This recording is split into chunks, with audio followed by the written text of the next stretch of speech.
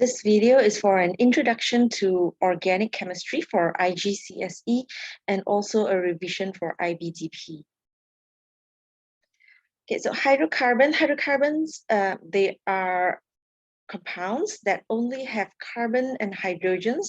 That is why they're called hydrocarbons. So organic chemistry may also include things that have oxygen in it, C, H, and O. So those are not hydrocarbons. So example of hydrocarbons would be alkanes, alkenes, and alkynes.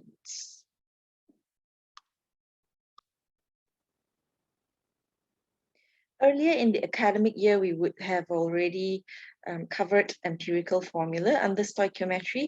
And empirical formula is the simplest whole number ratio of the elements present in a compound. So for example, if I have a compound like this is a butane. So there's 1, 2, 3, 4 carbons. And there is 1, 2, 3, 4, 5, 6, 7, 8, 9, 10 hydrogens. You will calculate and see this empirical formula would be C2H5 because it's the simplest ratio. So if you have C4H10, the simplest ratio would be 2 and 5. So empirical formula does not give you the information on the exact number of carbons or hydrogens or whatever elements there is in that compound. So it just gives you the simplest ratio.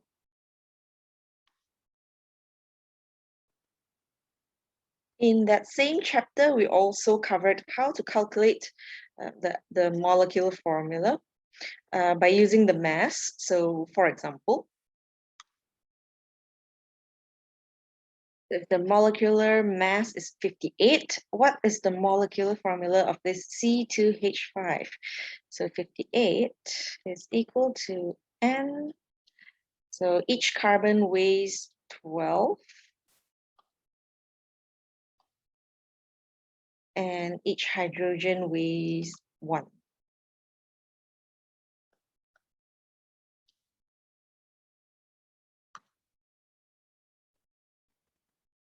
Okay, so I switched that to avoid confusion. So there's 2 of carbon and 5 of hydrogen. And what is this N? So N equals to 2.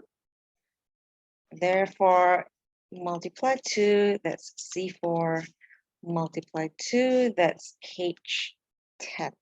So that's how we know it's C4H10. Okay, but C4H10 doesn't give us enough information for organic chemistry. Of course, this would be the answer already if it's under the chapter of stoichiometry, but it doesn't give us the full information on what is the structure of this C4H10. Is it a bute, something that has a chain of 4 carbons, or is it a prop, something that has 3 carbons and some branches? So we do need to draw the full structural formula or the condensed structural formula in order to find out what is this C4H10.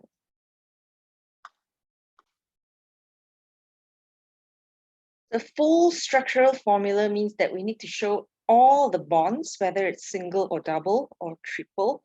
So we can also call it display formula. And a condensed structural formula looks like this, where we don't show the bonds, but we show enough information to know what's the structure of that C4H10.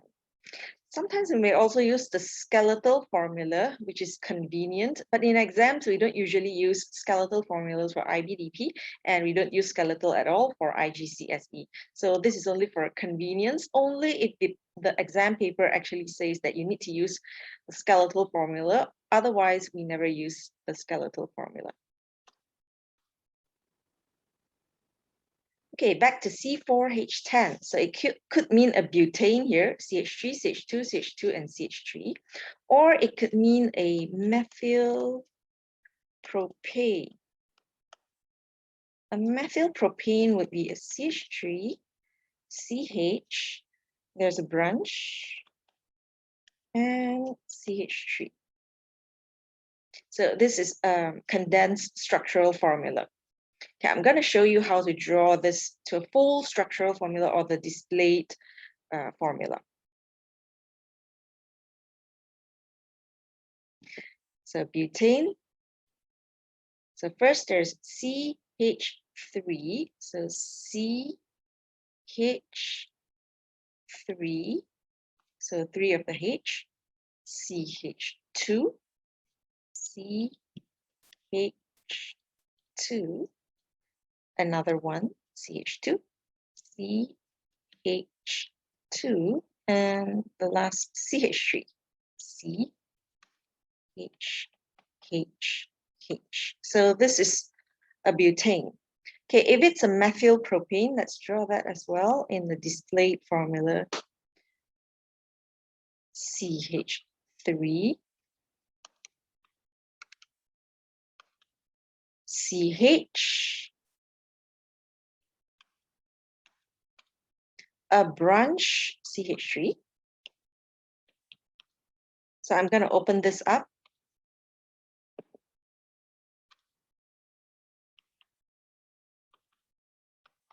And the last CH3. So this is a methyl propane. So you can see now that if we express using molecular formula C4H10, it doesn't tell us enough information for organic chemistry because that could mean a butane or a methyl propane. Both have 4 carbons and 10 hydrogens. So we must use at least a condensed structural formula, if not a displayed formula. Okay, we may also use skeletal if the exam paper says that we can. So how do we use this skeletal? So each of these dots, just think of each carbon as a dot. So a dot here, that's the first carbon, second carbon, third carbon, and the last carbon. So this is a butane. What about methyl propane? So first carbon, second carbon, and last carbon. So 1, 2, and 3. And what about the branch? So we're going to draw the branch in the middle. Another dot. So this is a methyl propane. Petroleum is a natural source of hydrocarbons, and it's a mixture of many different hydrocarbons, some longer chains and some shorter chains. And we can refine this petroleum by carrying out fractional distillation. So molecules with similar size, they will have similar volatility. So for example, if I have a methane here, the only thing that is holding, the only force that's holding methanes together is the very weak London forces. So this bond, this London forces is easily broken. So it's very volatile. It'll be one of the first to exit from the fractional distillation process. Going down this group, if we have a longer chain alkane, say a butane, as what we drew just now. Or even a hexane. So hex means 6 carbons. So as we go down this group of alkanes, the London force will be stronger as this one has more electrons. So stronger London force. Therefore, it's not as volatile as methane. So that is how it is separated in fractional distillation. Okay, so why do I relate methane with hexane? So they're all from the same group, as in the same homologous series, we call it. And these homologous series, they have the same general formula. You'll see that all alkanes have the same general formula of Cn and H2n plus 2. So for example, the butane that we had just now. So N is 4 here. So 2N, 2 times 4, that's 8, plus another 2, that's 10. So they will all fit. So if I have an ethane, C2H6, it fits the same formula as well. So N is 2. So 2 times 2, that's 4, plus 2, that's 6. So if I want to know what is the formula of an alkane that has, say, 8 carbons, I will be able to calculate what is the H here. So 8 times 2, that's 16, 17, 18. So it's 8 and 18. That would be the same homologous series of alkane here. Okay, these same homologous series, they will fit into the same general formula, and they have the same functional group. Each member differs from the next by a same structural unit, that is usually CH2. So if you see the next one from butane would be pentane, so C5H12. So what's the difference here? 1 carbon and 2 hydrogens. So that's the difference between a butane and a pentane.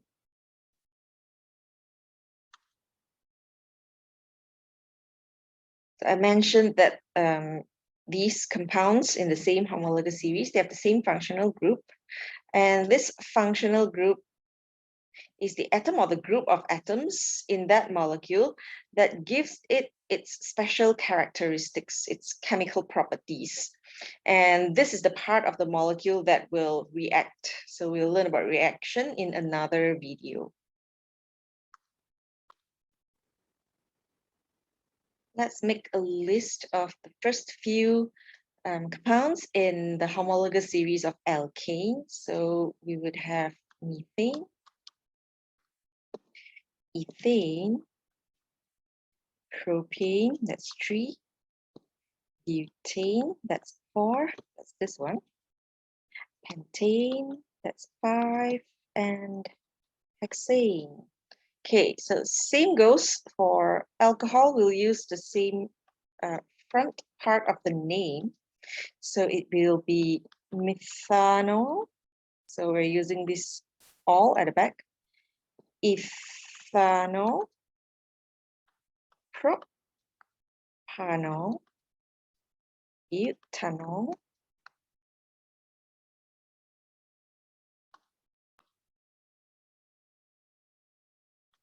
pentanol, and hexanol. Okay, here actually means that it's a single bond. We'll learn more about this when we go to alkene. So it can be like a butanol if it's a double bond. So we'll learn about that later in another video. Okay, so we're going to do more basics in this video. Let's check if our number of bonds are correct. So carbon, when it's not charged, it should have 4 bonds. Nitrogen could appear in organic compounds as well. They should have 3 bonds. Oxygen should have 2 bonds. And hydrogens should only have 1 bond. And halogens as well, also usually 1 bond. Okay, how is that demonstrated? Let's see some very common compounds that contain carbon, nitrogen, oxygen, hydrogen, or any halogen. Okay, so we've often seen carbon dioxide from the other chapters. So 1, 2, 3, 4 outermost electrons, and oxygen has 6. 1, 2, 3, 4, 5, 6. 1, 2, 3, 4, 5, 6. So we'll see that it has 4 bonds here. So it'll always tally to 4 bonds. And that covers our oxygen as well. So you see here, oxygen would have 2 bonds. Okay, for example, if we have water, 1, 2, 3, 4, 5, 6 from oxygen and hydrogen. Okay, so very clearly we'll see that water, the hydrogen here has 1 bond. And again, it's demonstrated that the oxygen has 2 bonds. So it's very common.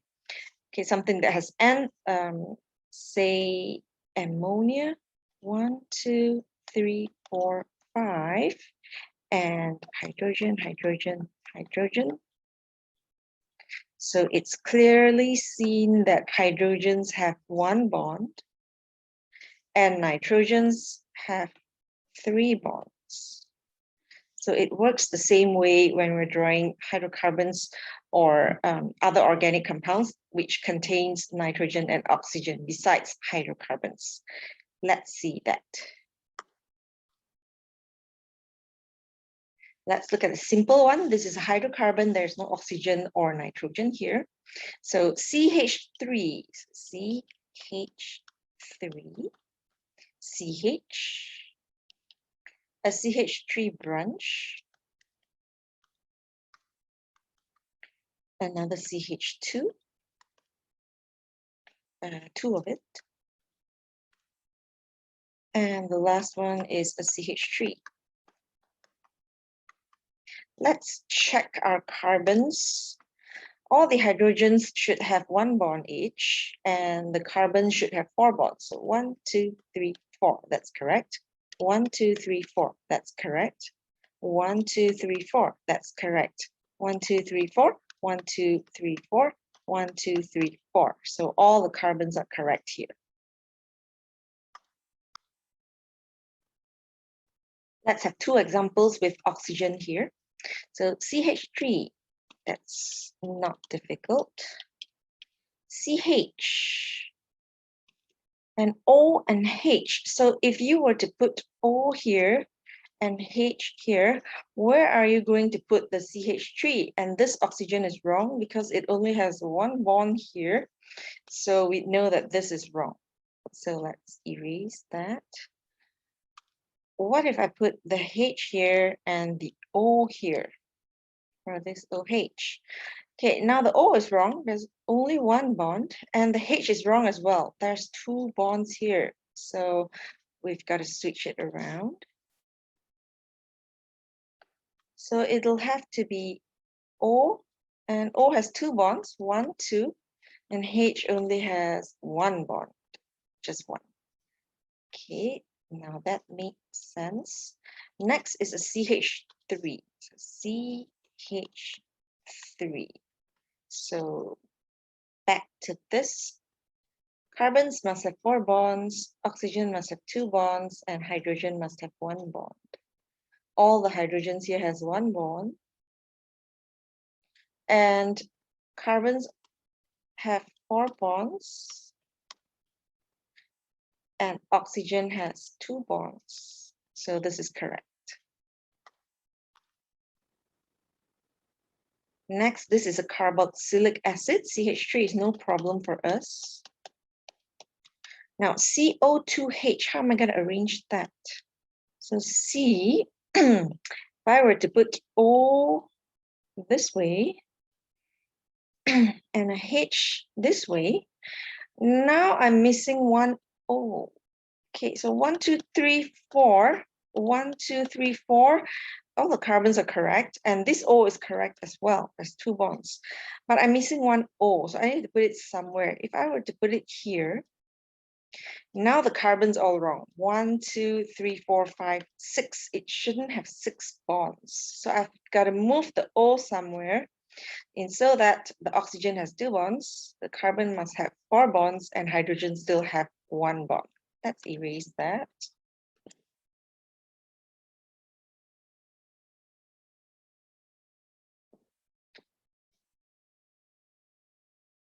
Okay, so I'm going to put this is fine. And remember, we put the H there just now. And we know that H must have 1 bond only. So I can actually put the other O in between so that it has 2 bonds and my hydrogen still have 1 bond. So this is how a carboxylic acid should look like. CH3COOH.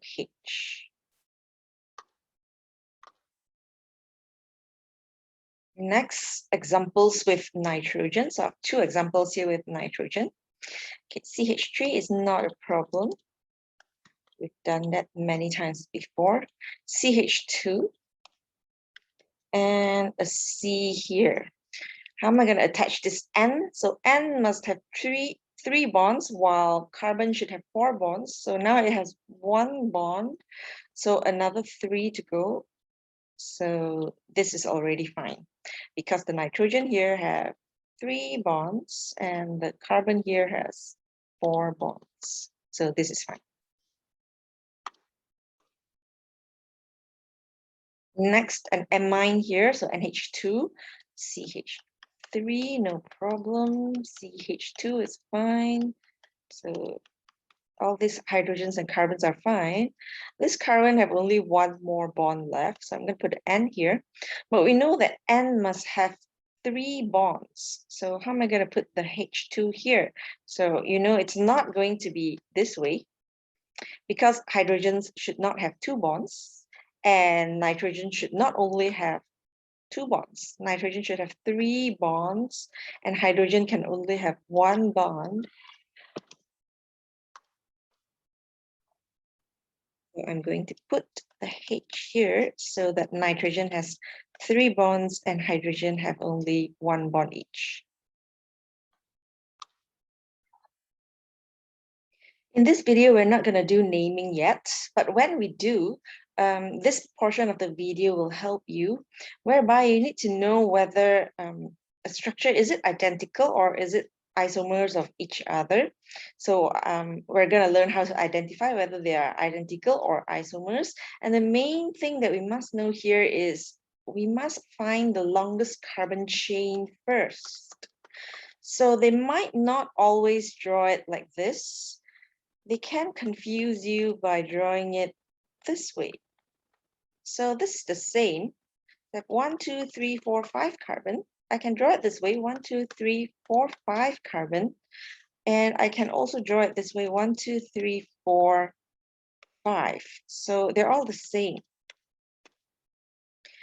Okay, however, if I were to change it to 1, 2, 3, 4, and I put the 5th one here, now this is not the same anymore.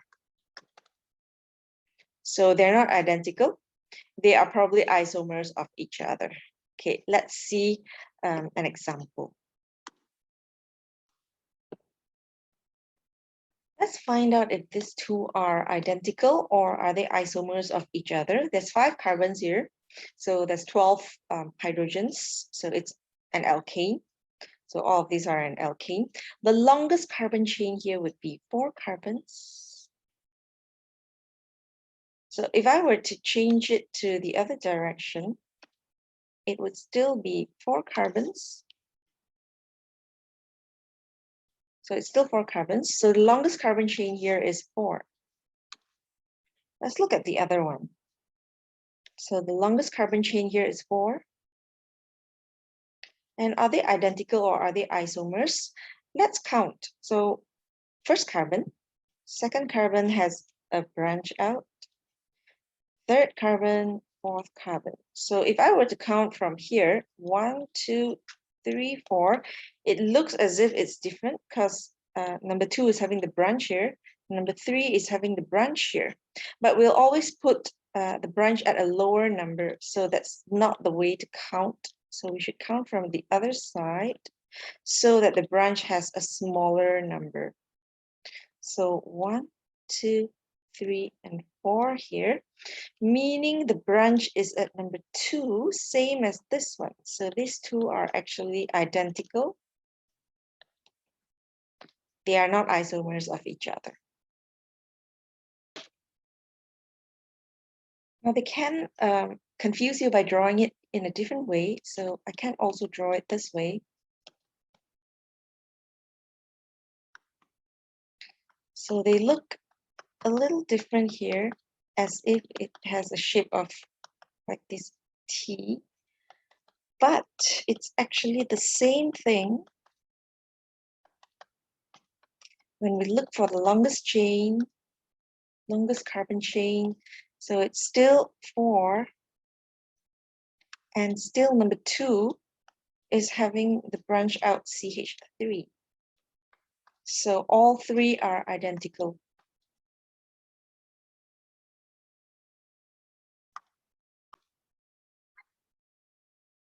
Let's look at this condensed structural formula. So if you count all the carbons, there's 5 of them. And there's 11 hydrogens. And there's 1 Br. Okay, so if I were to rewrite another structure here,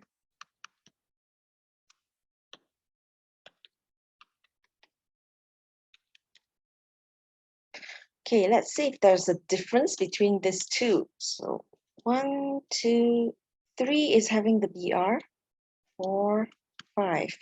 What are the right structure? 1, 2, the second one is having the Br, 3, 4, 5. So they're not the same. These are isomers of each other. So the left structure, the third carbon is having the Br, and the right structure, the second carbon is having the Br here. Okay, what if I were to rewrite it this way?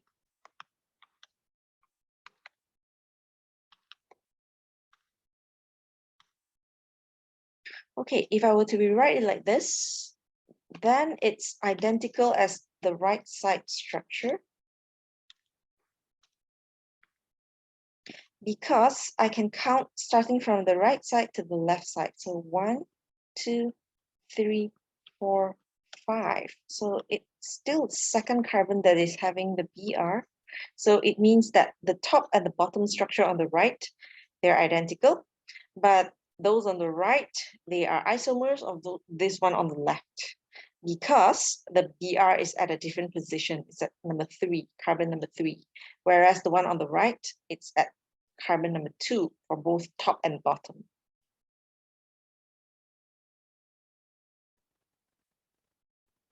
Let's look at this carboxylic acid here. There are many ways to draw this, but they're all identical. I can flip the molecule around.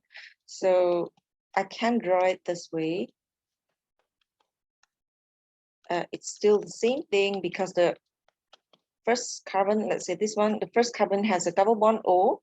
So double bond O, and it's attached to O and a H. And here it's attached to an O and a H. And carbon number 2 has 1, 2, 3 hydrogens. So carbon number 2 here has 1, 2, 3 hydrogens. They're identical.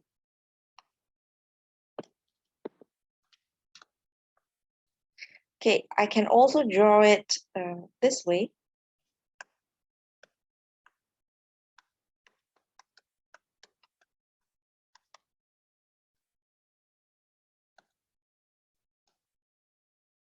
Still, they're identical, because still the first carbon has a double bond O, same as this, and it's attached to O and H, same as this, and the second carbon has 3H, same as this, and same as this. So all 3 are identical here. They're not isomers of each other. Okay, the next example is an ester. This is a little bit more confusing. So we have here CH3, COO, CH2, and CH3. Let me just switch this around. So CH3, and I'm going to switch that around.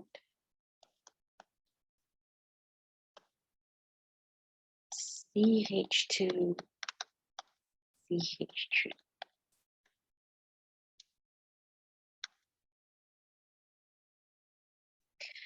Okay, so the right way to write this structural formula would be first CH3, CH2, COO,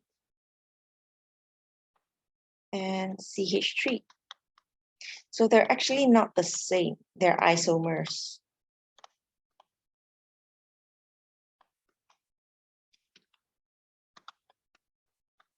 The reason I switch this around is so that I can differentiate from this. Okay, how is it different? So if we look at this, they are not the same. So I have a CH3. Yes, I do have a CH3 here. And this CH3 is attached to a carbon. but this CH3 is attached to an oxygen. So that obviously shows that they're not the same already. And the next one after the C double bond O is a single bond O. And this one, it's a single bond O, then the C double bond O. And then it has a CH2, which this also has a CH2, and then a CH3. And this also has a CH3. But this is switched around. So they're not attached to the exact same thing, so they're different from each other. Therefore, they are isomers, they're not identical. So this is why I changed the way we draw the structural formula, the condensed structural formula, because then it can be differentiated from the other one. So if I were to write from this direction, CH3, then I should write the O first to differentiate. OCO, CH2, CH3. So this is another way to present this structure. So we should not write COO like this. Otherwise, we'll be confused with this structure on the left instead.